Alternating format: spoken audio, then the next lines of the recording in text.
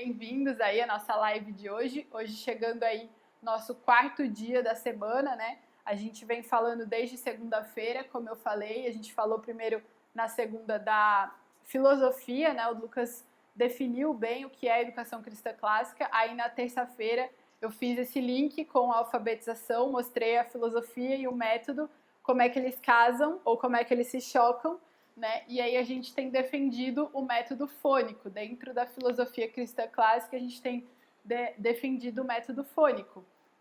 Por que a gente tem defendido esse método? Porque ele é um método que é instrutivo, né? Por ser sintético também. Ele parte do fonema, que é a parte pequena, para o todo, que seria a sílaba ou a palavra, e ele instrui a criança, né? Ele não é um método indutivo, como, por exemplo, o método global ou o construtivismo, né? E também a gente falou sobre essa consciência fonêmica, né? Que a gente desenvolve ao longo da alfabetização aí. A gente vai mostrando os sons de cada fonema, né? E a criança vai ganhando essa consciência fonêmica. Quando ela domina essa consciência fonêmica, ela consegue manipular os fonemas de maneira a juntá-los, de maneira a ler, né, decodificar, quando ela está lendo um texto, e também quando ela fala, ela já começa a conseguir separar os sons, distinguir cada um. Então é muito bom, porque já parte da estrutura da língua, né? E assim a gente chega no princípio alfabético, que é o ler e escrever em si.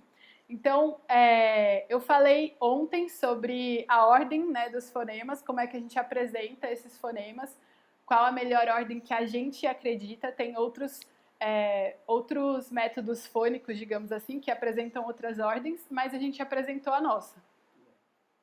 E aí a gente hoje vai continuar com essa instrução, né, para você que é educador, pai ou mãe educadora, para falar um pouquinho de quais são as habilidades da pré-alfabetização, que a gente disse que antes de introduzir a consciência fonêmica e o princípio alfabético, a gente tem que preparar a criança para essa fase. Então, meu objetivo aqui hoje é falar de todas as habilidades, né? A gente fez uma listinha das principais, e aí mostrar para você exemplos de atividades, de jogos que você pode fazer, brincadeiras, de como ver se a criança tem ou não aquela habilidade, e assim você possa ir com a sua criança, avaliá-la de uma maneira prática para saber, posso ir para o próximo passo, que seria apresentar os fonemas, ou é melhor focar em alguma habilidade que ainda não está muito boa, né? Então, sempre é ideal você não avançar se você não tem certeza ainda que a criança já conseguiu aquilo que precisa como fundamento. Então, se o fundamento são as habilidades de pré-alfabetização, é bom você estar inteirado se ela tá ali ok com tudo para você avançar, porque de repente você pode chegar lá na frente, ela tem uma dificuldade, aí você vai avaliar e você vai perceber que o que estava faltando ali era só uma habilidade de pré-alfabetização. E aí você tem que voltar, trabalhar tudo de novo para depois avançar. É assim que a gente trabalha aqui na nossa escola, né? A gente recebe crianças de várias escolas.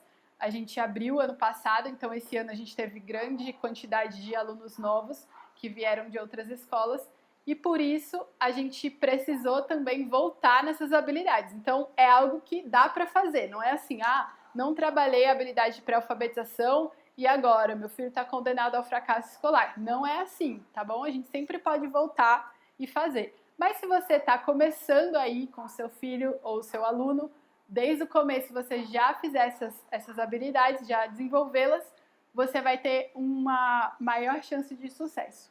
Tá joia? Então vamos lá, fiz aqui um quadro para vocês anotarem aí, se você quiser tirar um print da sua tela.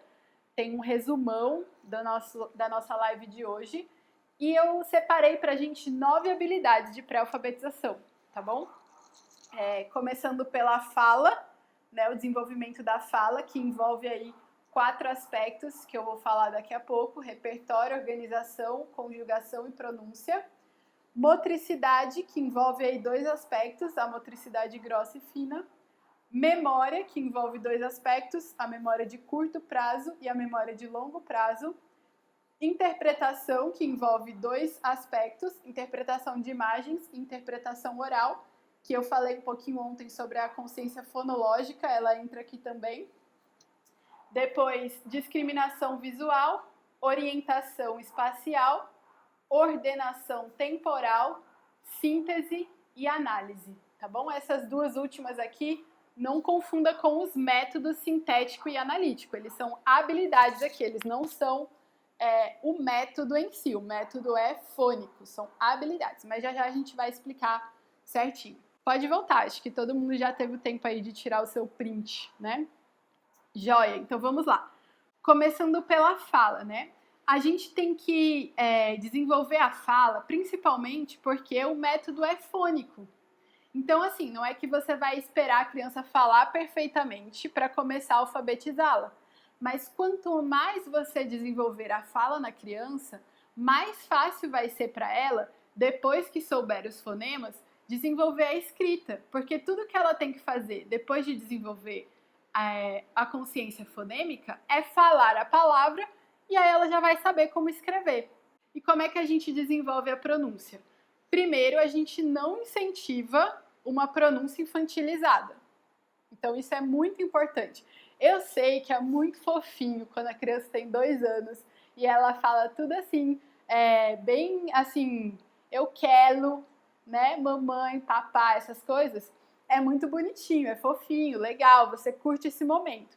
Mas quando a criança vai avançando ali para os 3 anos, para os 4 anos, você tem que começar a tirar isso, né, da sua rotina, da rotina da criança. Ela não pode ser acostumada a falar dessa maneira e nem incentivada. Eu conheço alguns pais, né, a gente até zoa, porque eles sabem da nossa posição e tudo, mas conheço um casal, né, que a filha começou falando pilelo, que é primeiro, né, e aí eles acharam tão fofinho que adotaram na família inteira. Então, toda vez que eles vão usar a palavra primeiro, ao invés de falar primeiro, eles falam pilelo. E aí a criança sempre vai ter o contato com a palavra pilelo e não primeiro, certo? O ideal é você não imitar a criança e adotar o costume da criança. O ideal é a criança te imitar e adotar o seu costume, certo? Você como modelo, né? Lembra daquela ideia que a gente falou que a educação cristã clássica, o professor ou o educador, ele é o modelo, né? Então você deve ser o modelo. Então se a sua fala ela é toda trocada ou ela é infantilizada, a criança ela vai copiar a sua fala, ela vai imitar o mestre. Então, se ela falar, por exemplo, pilelo, você diz assim, não é pilelo, filha, é primeiro. Tenta repetir com a mamãe, primeiro. E claro, é um som difícil de falar, encontro consonantal PR, é prr, é muito difícil. Mas talvez ela fale pimelo e depois vai para primeiro e depois vai para primeiro, né? Então você tem que ir tentando cada vez mais avançar nesse sentido. Então essa é a primeira dica. Trabalhe a clareza na pronúncia. Agora deixa eu falar aqui de 2 coisas importantes. O Lucas citou aí crianças que têm dificuldade no desenvolvimento da fala. E isso é muito comum, na verdade, né? A gente encontra aí várias coisas que podem aparecer nesse desenvolvimento da fala. Eu queria dar 2 exemplos aqui. O primeiro, que é mais comum, é a dislalia, né? O que é a dislalia? É quando a criança tem alguma dificuldade ali física mesmo e por isso ela não consegue pronunciar alguns sons. Então, o exemplo que eu dei, por exemplo, de não conseguir falar o pri ou branco, né? Esse encontro consonantal, normalmente ou é falta de exercício ou é uma questão de tônus da língua, né? A língua é um músculo, né? Então ela precisa ser exercitada. Quando a gente quer levantar um peso, a gente tem que primeiro começar com 1 quilo, depois 2, depois 3, aí a gente, um dia assim, bem bombadão, chega nos 20, né? Mas você não parte do 0 para o 20. Da mesma maneira, a língua da criança, ela precisa ser fortalecida. E existem vários exercícios que você pode fazer em casa. Tem vídeos no YouTube, quando você coloca assim, dislalia, você vai ver lá vários exercícios. Por exemplo, fazer assim, ó. Musculação de língua, entendeu? Assim, ó. Ou você, por exemplo, suja o céu da boca da criança com mel ou com chocolate e pede para ela limpar usando a língua. Então, esse esforço que ela faz vai fazer com que a língua fique musculosa, entendeu? esse tipo de coisa. Então tem vários movimentos que você pode fazer para deixar o tônus da língua bem firme. É uma dica ótima pra gente. Agora, outra dificuldade que pode existir é a apraxia, né? Muito tem se falado sobre a apraxia. Apraxia é o quê? É algo mais voltado para a área neurológica, né? Uma dificuldade que a criança tem, ela acaba tendo um repertório pequeno de consoantes e vogais, e aí quando ela vai falar uma palavra muito grande, normalmente falta algum som, ela não consegue falar e tudo mais. Então, isso aí já é algo assim que exige alguém profissional. Segunda coisa, um repertório variado, né? É muito importante você falar para a criança várias palavras, não só 3 ou 4, né? Para que o repertório dela, as palavras que ela conhece, sejam várias, não poucas. Então, a gente deve evitar de usar essas palavras que reduzem o vocabulário. Coisa, negócio, troço, trem. O pessoal de Minas fala muito trem. E assim por diante, né? Então, a gente deve... Não é que a gente é proibido de falar essas palavras, gente. Eu não tô mandando você virar uma pessoa que só fala cultamente e tudo mais. Não, tô só falando assim, evita de usar para tudo. De vez em quando você vai usar a linguagem coloquial ali do dia a dia, mas evita de que tudo na sua casa seja o coiso e o negócio e o trem, entendeu? Use vocabulário de repertório variado, para que a criança também tenha esse vocabulário. Senão a criança só vai conhecer 50 palavras, ao invés de 5 milhões que existem. Então, isso não é gerar erudição, né? Que é o nosso objetivo também com a educação cristã clássica. Tudo bem? Repertório variado. Aí a gente chega em duas coisas que tem a ver com coerência, de coesão, né? Organização nas frases. O que é organização nas frases? É eu saber construir a minha frase de uma maneira que ela pode ser facilmente compreendida. Então, por exemplo, quando o bebê é pequeno, a criança é pequena ainda e ela está aprendendo a falar, ela não usa uma frase completa, ela não fala assim, eu quero comer, por exemplo, uma frase simples. Ela fala assim, papá, né?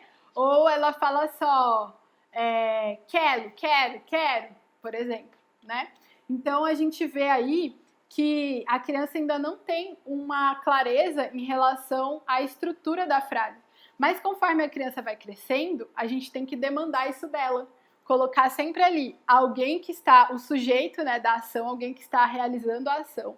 A ação, que é um verbo, e um complemento. Eu não estou falando de nada assim muito diferente, muito elaborado. Por exemplo, nessa frase simples, eu quero comer banana, por exemplo. Né? Muito simples.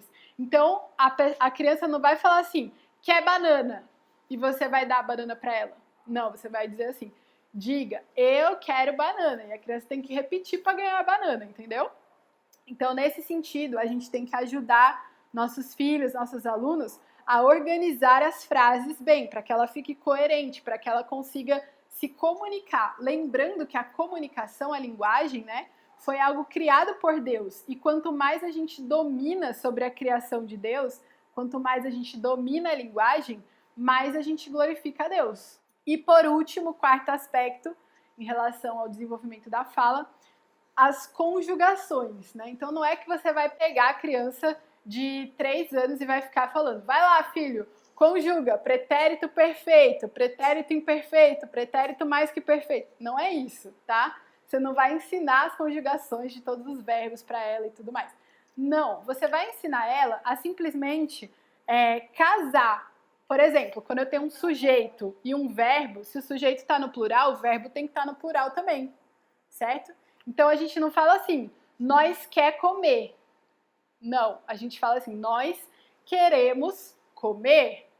Se for a gente, aí tudo bem eu usar o singular, porque o agente funciona como o você, né? Então a gente pode dizer, a gente quer comer, tudo bem. Agora, se a gente disser assim, nós quer comer, aí você diz, não, nós não quer comer. Você diz assim, nós queremos comer. E a criança tem que repetir, certo? Então você tem que sempre combinar o sujeito com o seu verbo, ou com o objeto, né? Se for o plural também. Com o feminino e o masculino, né? O gênero. Então, se é a cadeira, eu vou dizer a cadeira, não o, né? Se também a gente tem uma relação de passado, presente e futuro, a gente também tem que ensinar a criança. Quando eu peço, por exemplo, para as crianças trazerem alguma coisa para a escola, uma coisa muito comum é elas dizerem assim: tia, eu trouxe meu livro, né? Eu trouxe. Por que elas falam trouxe? Porque, pela lógica, é a maneira mais correta de dizer o verbo trazer, né? No passado. Só que quando a gente vai para a conjugação do português, ela é um pouco complexa. Então a gente já tem que ensinar essas variações. Dizer assim, não, eu trouxe, não é eu trouxe, certo? E todos os aspectos da língua nesse sentido de conjugação. Então vamos para o segundo, tá? Então primeiro fala, segundo, motricidade. Isso é, assim, algo geral, todo mundo, independente da metodologia, sempre fala que tem que desenvolver a motricidade. Tem até algumas especializações em psicomotricidade e tudo mais. E aí a gente pode também emprestar algumas coisas da área do conhecimento da educação física e tudo, né? Então, vamos falar um pouquinho sobre motricidade, mas sabendo que isso é um tema assim meio esgotado também. A maioria das pessoas sabe o que significa motricidade. O que é motricidade? É eu saber coordenar meus movimentos de uma maneira correta. Então, existe a motricidade grossa e existe a motricidade fina. O que é a motricidade grossa? São os movimentos que envolvem várias partes do corpo. Por exemplo, pular. Por exemplo, jogar uma bola e capturar uma bola, né? Esse tipo de coisa. Pular corda, essas coisas são a motricidade grossa, tá bom? São coisas que você só desenvolve se o seu filho tiver práticas esportivas. Por isso é importante também, inclusive agora na quarentena, né? Que a gente está em casa e tudo mais, mas a gente tem espaço. Mesmo que seja na sua cozinha, na sua sala, arrasta um móvel aí, faz seu filho pular uma amarelinha, pular corda, fazer algum tipo de exercício. Porque para desenvolver a motricidade grossa, ele precisa praticar exercícios, esportes, tudo bem? E a motricidade fina? Bom, a motricidade fina eu vou ter que usar muito, né, quando ele for alfabetizado, porque ele vai precisar usar o lápis para escrever, ou a caneta. Então, o que é que a gente vai desenvolver com a motricidade fina? Recortar algo, pegar direito no lápis, coordenar o movimento para pintar algo, tá bom? Então, isso é a motricidade fina. Como trabalhar a motricidade fina? Já falei algumas coisas nessa instrução, né? Mas, por exemplo, por que a gente dá tanta pintura para a criança fazer? Tem pessoas que acham que pintar aos 2, 3, 4, 5 anos é algo assim lúdico. É legal, a criança se diverte e tudo mais. Sim, é legal e a criança se diverte, mas tem um objetivo por trás disso. Porque quando a gente dá uma pintura para ela fazer, ela vai coordenar os movimentos, né? Então ela vai precisar colocar força no lápis, ela vai ter que aprender qual é a força certa que ela tem que usar, se é mais forte para pintar algo mais escuro ou mais fraquinho para fazer uma pintura mais clara, né? Até a própria coordenação entre o pulso e os dedos também muda. Então, quando você dá, por exemplo, para uma criança de 2 anos pintar algo, tem que ser algo com áreas grandes, né? E você vai esperar o quê? A expectativa inicial, que ela faça riscos aleatórios. Então, você vai dar uma bola, por exemplo, para ela pintar um círculo, ela vai fazer assim, ó. Não vai ter nada a ver com a bola. E aí, o que é que você vai fazer? Porque você está na educação cristã clássica, que é instrutiva. Você vai instruir a criança como pintar, certo? Então, como é que a gente instrui a criança a pintar? A gente fala assim, presta atenção, filho. Esse é o espaço que você vai pintar. Você não pode sair das bordas desse espaço. Então, o primeiro passo é tentar coordenar o movimento dela para ficar ali dentro, mesmo que ela pinte assim bem bagunçado, dentro do círculo. Depois que você já conseguiu fazer isso, ela está saindo só um pouquinho, aí você vai coordenar dentro do círculo o movimento. O que é que você pode fazer? Você pode primeiro contornar o círculo, né, fazer os seus movimentos ali em volta, por dentro do círculo, e depois preenchê-lo. E para preenchê-lo, você sempre ensina que você escolhe um movimento, então se você quer ir de cima para baixo ou de um lado para o outro, e aí você começa e você termina na mesma ordem. Você não vai começar assim e depois virar para assim e depois assim. Não. Você vai ensinar a criança a pintar na mesma posição até preencher todo o círculo. Tudo bem? Claro que é um processo, então você não deve esperar que o seu filho de 2 anos, na primeira vez que você instrua, ele já vai fazer tudo isso certinho. Mas se você começar a instruí-lo com 2, quando ele chegar com 5, ele vai estar pintando muito joia. E não é só legal de ver como ficam bonitos os desenhos que ele pinta, mas também que ele dominou a motricidade fina, que é o nosso principal objetivo aqui.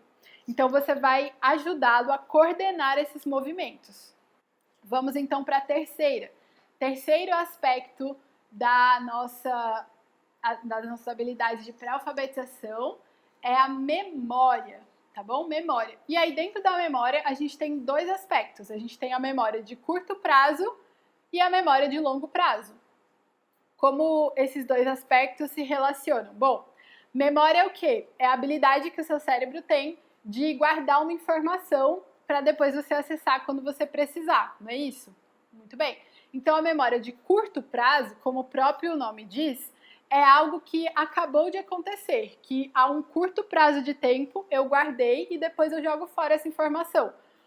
Por exemplo, eu acabei de falar para vocês sobre maneiras de desenvolver a motricidade fina. Você consegue dizer para mim alguma dessas maneiras?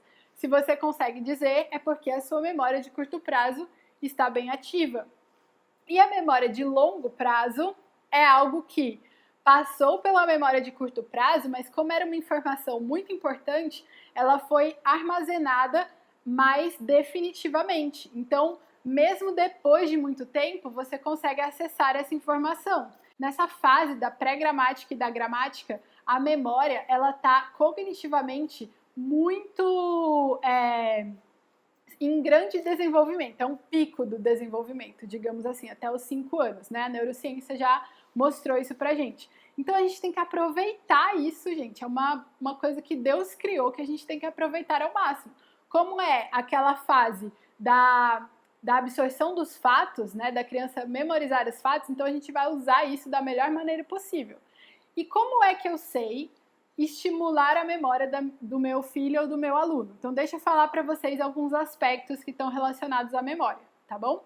O que é que a gente memoriza com mais facilidade? Primeiro, a gente memoriza quando a gente está prestando atenção, porque a atenção, ela é, digamos assim, a porta de entrada para a sua memória. Se você não prestou atenção, você não vai memorizar de jeito nenhum, porque nem entrou na sua memória, tá bom?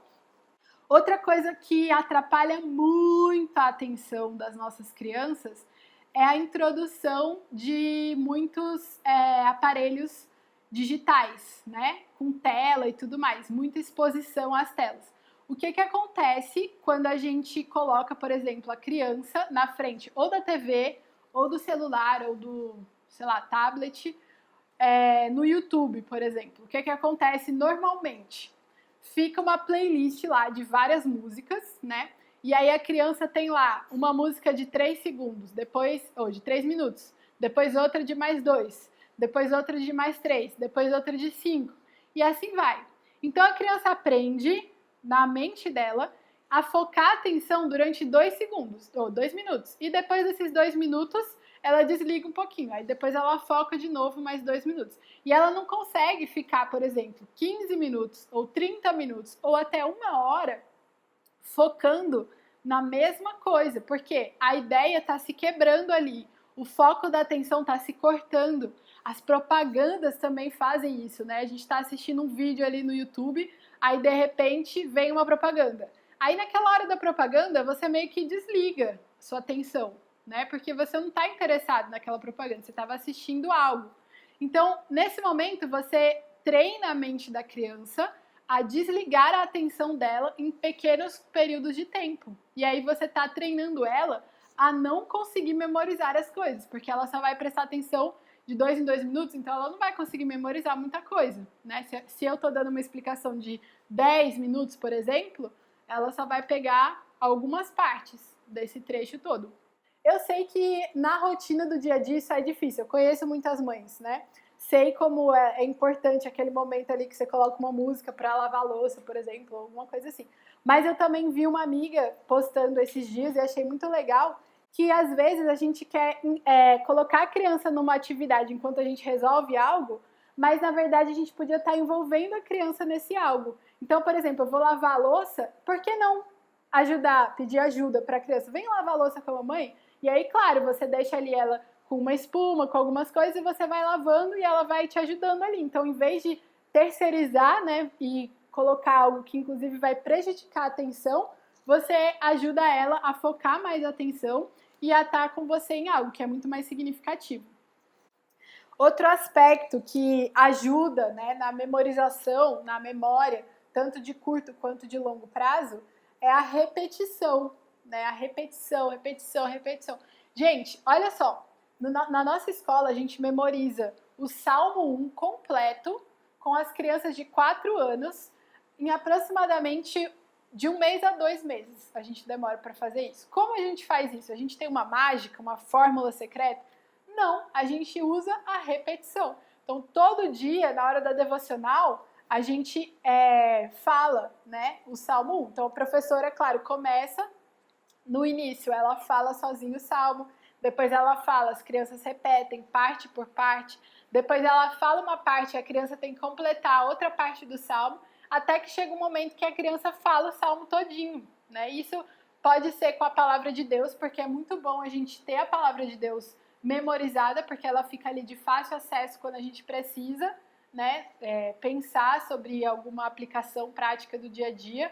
Então, o Salmo 1, por exemplo, a gente usa, por quê? Porque ele aponta 2 caminhos, o caminho do bem e o caminho do mal, digamos, né? O caminho do justo e o caminho do ímpio, o caminho do sábio e o caminho do tolo. Então, a gente usa esse salmo depois nas aplicações, quando a gente fala assim, ó, você tá zombando do seu colega, você tá indo pelo caminho do ímpio, lembra?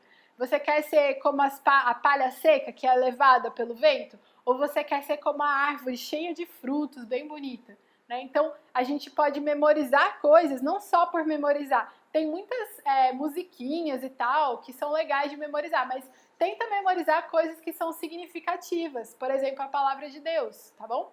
E para os conteúdos também, você pode usar a memorização. Tem um instrumento muito bom de memorização, que são os flashcards.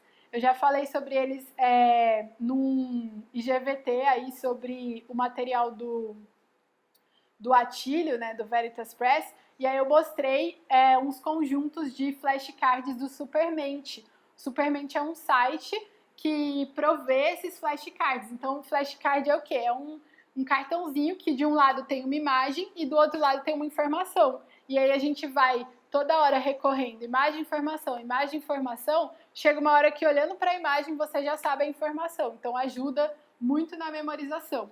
E se eu repito para o meu cérebro todo dia, ó, essa informação é importante, essa informação é importante, essa informação é importante, é muito mais provável que o cérebro vá jogar essa informação para a minha memória de longo prazo, do que ele deixar lá na de curto prazo e depois jogar fora, né?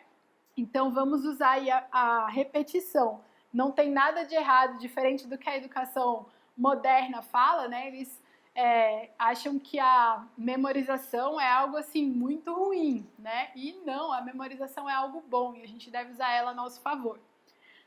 O último aspecto que eu queria falar para vocês sobre essa questão da memória é a afetividade, né? Então, por exemplo, se eu disser para você, você lembra o que você comeu na terça-feira passada no almoço? Provavelmente você nem vai lembrar, você vai ter que se esforçar bastante para lembrar. Mas, se eu disser assim, você se lembra da última vez que a sua mãe fez a sua comida favorita? Provavelmente você vai se lembrar, né? Por quê? Porque existe uma memória afetiva que ajuda a gente a guardar na memória de longo prazo as informações. Então, quando eu tenho ali afetividade envolvida naquele conteúdo ou naquele momento, eu ajudo a criança a guardar essa informação na memória de longo prazo. Por exemplo, o uso das narrativas, que a gente falou já várias vezes e vou falar amanhã de uma maneira prática, né? A importância das narrativas, como é que a gente usa nesse processo da alfabetização. O que a narrativa faz? Ela envolve a criança, ela dá aquele deslumbramento e a criança fica tão envolvida ali naquela história que o conteúdo se torna algo extremamente afetivo para ela. Ela acha muito legal aprender aquilo. Então, em vez de simplesmente mostrar um conteúdo, falar assim, ó, essa aqui é a cor vermelha, memorize, né? e aí ela vai memorizar, eu mostro, por exemplo, o pomelo apresentando todas as coisas que são vermelhas e tudo mais, e aí eu apresento, ó, essa é a cor vermelha que o pomelo ensinou pra gente. Muito mais provável da criança mandar essa informação para a memória de longo prazo, porque eu envolvi ali uma afetividade no processo da atenção. Quarto ponto, né? Então, é a interpretação. Então, o que é interpretação? Eu quero reconhecer alguns elementos. A interpretação de imagem, eu vou reconhecer elementos gráficos, e na interpretação oral, né, ela vai ouvir esses elementos. Então, é o que a gente disse ontem sobre a consciência fonológica, não é a consciência fonêmica, de fonemas, consciência fonológica. Então, falando sobre a oral primeiro, né, a audição também, a gente falou sobre, por exemplo, rimas, aliterações. Rima é quando o fim da palavra é igual, é parecido, né? Por exemplo, bola e cola, rima, certo? Aliteração é quando o início da palavra é parecido. Então, por exemplo, oca e oco é um exemplo de aliteração, tá bom? Repetições, né? E dividir também uma palavra em sílaba. Você não precisa alfabetizar para depois dividir em sílaba. Você pode fazer jogos de palavras e esse tipo de coisa que já faz a criança dividir. Por exemplo, vamos criar aqui na família um jogo oral. Então a gente vai bater palma para cada parte da palavra. Você não precisa dizer sílaba, você pode dizer parte da palavra. Então, casa, tomate. E assim vai. Quando eu acerto, passa a vez para o outro. Se eu não acerto, eu tenho que procurar outra palavra e bater as palmas certas. E assim a gente vai desenvolvendo essa consciência fonológica, tá bom? Sobre a interpretação de imagem. A gente quer olhar para algo, para uma imagem, para algo gráfico, e quer que a criança consiga perceber ali os elementos. Então, deixa eu dar um exemplo aqui já de material muito legal para trabalhar isso. É o material da Sabrina. Vê se tá bem enquadrado aí, tá joia? Chama No Mundo da Arte, né? Essa apostila aqui, muito legal, da Sabrina, da família de trigo, ela trabalha obras de arte para crianças. E são, acho que 10... Tá travando? 10 obras de arte para crianças. Então, eu peguei aqui um exemplo, tá? Então, a Ponte Japonesa, do Monet, uma obra bem famosa, né? Uma obra clássica aí. Então, aqui, primeiro, tem um pouquinho sobre o autor, que você pode instruir a criança, mas depois, ó, vem essas perguntas aqui de interpretação. Não é porque a criança vai ler aqui, porque ela não sabe ler ainda, né? A gente está na pré-alfabetização. Mas você vai ler para a criança essas perguntas e ela vai estar olhando para a imagem para interpretar essa imagem. Então, olha só, por exemplo, qual a primeira coisa que você vê ao olhar essa pintura? Qual a cor predominante na tela? Você consegue ver a água? O que há sobre ela? Você já viu em algum lugar plantas que crescem sobre a água? Você acha que é uma água mais parada, como um lago, ou mais em movimento, como um rio? Como estava o clima? Você consegue identificar onde há reflexo das plantas na água? E assim por diante. Não vou ler tudo também, né? Mas só dizendo aí que é uma dica muito boa que você pode comprar lá no canal, na página da Família de Trigo, No Mundo da Arte. E como é que eu sei se a minha criança já tem essas duas habilidades, a interpretação oral e a de imagem?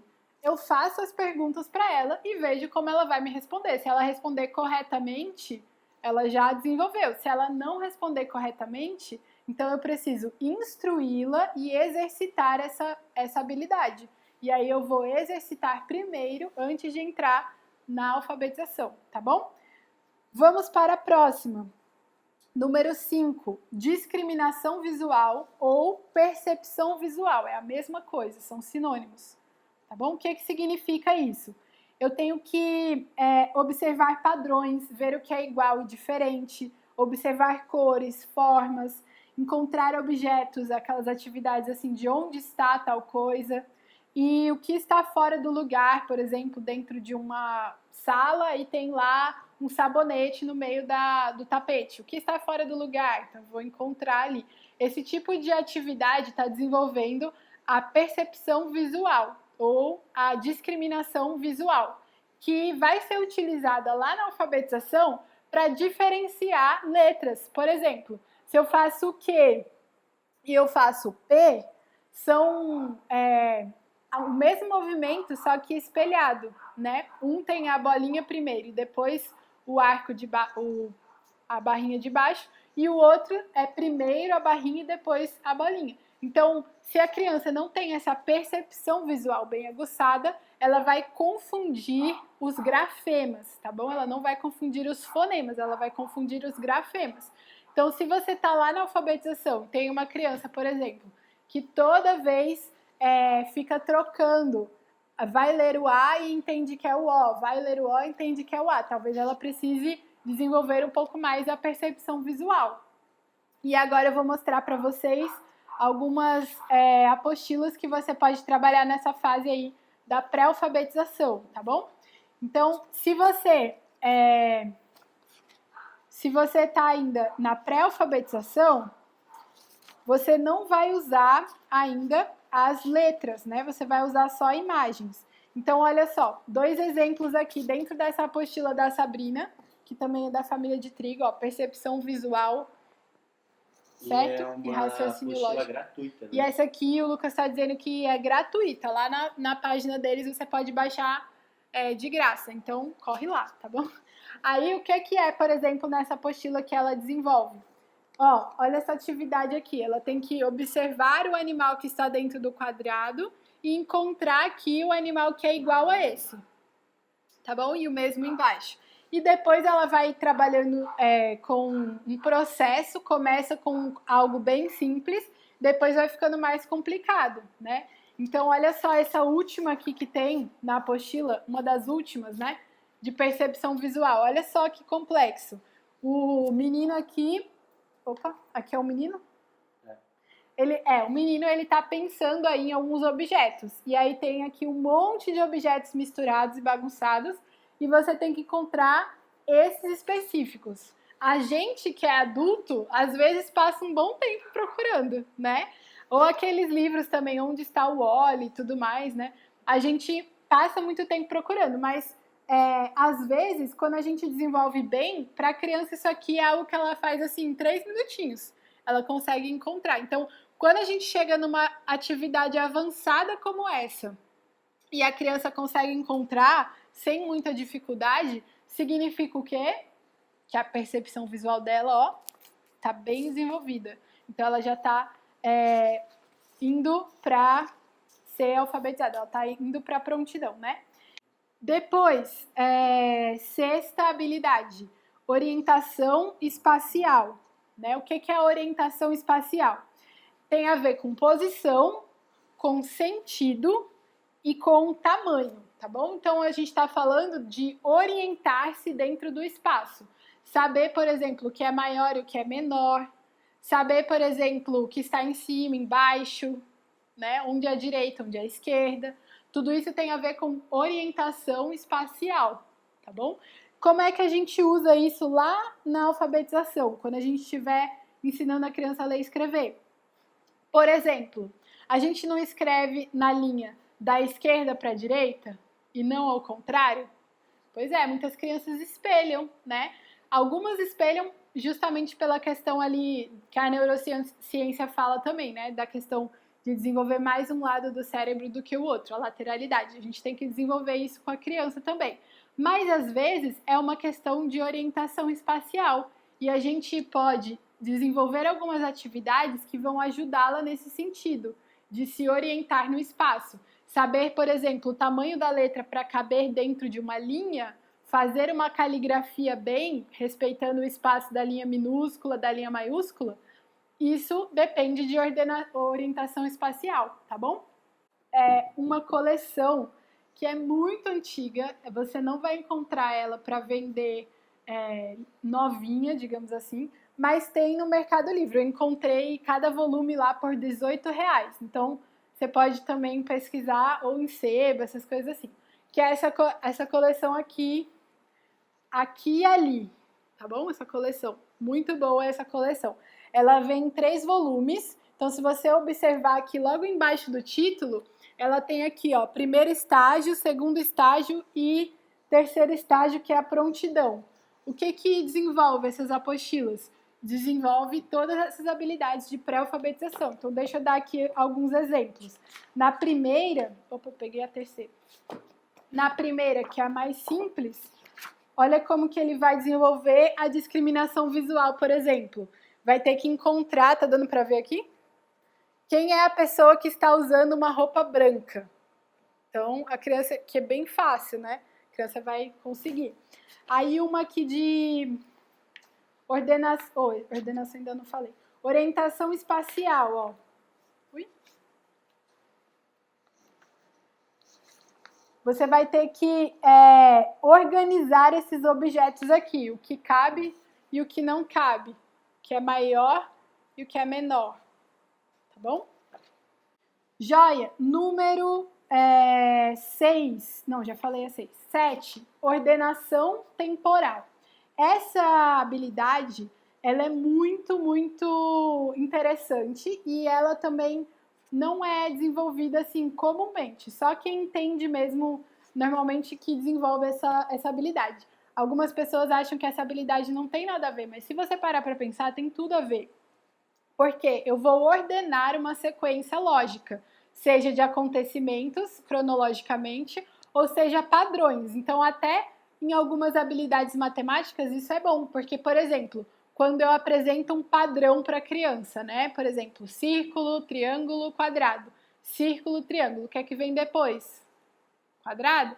Então, isso é uma atividade de ordenação temporal. Por quê? Porque eu estou criando uma sequência lógica e eu quero que a minha criança continue essa sequência. Então, eu estou organizando isso de uma maneira lógica. Eu também posso usar historinhas, né? Tem vários jogos. Se você for na internet também, você vai encontrar jogos de sequência lógica, que chama, que faz historinhas. Tem da Turma da Mônica, tem uns antigos de madeira e tudo.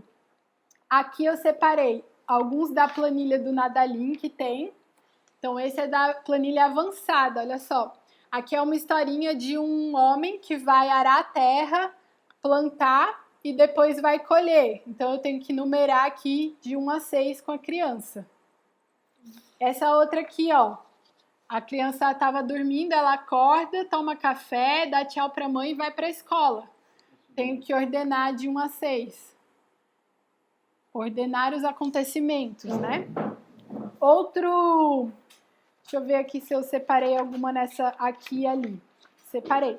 Ó, essa daqui bem simples, tá bom? Da história do gatinho. Como é que você faz para apresentar essas atividades? Primeiro você conta a história, sem mostrar as imagens. Conta a historinha. Então, o menininho tava lá dormindo, aí ele despertou, ele espreguiçou, ele foi tomar café, arrumou suas coisas, deu tchau pra mamãe e foi pra escola. Aí agora, vamos ordenar os acontecimentos? Você mostra para ela. Então, você deu uma instrução e aí você vai pedir a resposta. Depois que você já exercitou um pouco, aí você vai fazer uma atividade com ela sem dar a instrução, porque você quer avaliar. Então, ela vai fazer sozinha aquela história, tentar pensar na história de maneira lógica, e se ela conseguir ordenar os fatos de uma maneira lógica, significa que ela desenvolveu a ordenação temporal, tá bom? E aí chegamos, por fim, na 8ª e na 9ª, que é a síntese e a análise. Como uma é o contrário da outra, normalmente eu tenho como trabalhar as duas juntas. Eu tenho como trabalhar a síntese junto com a análise. Você que assistiu a live sobre métodos de alfabetização já sabe o que significa síntese e análise. Síntese, partir de algo pequeno, de uma parte, para montar o todo. Análise, analisar o todo para destrinchar em partes, separar as partes, tá bom?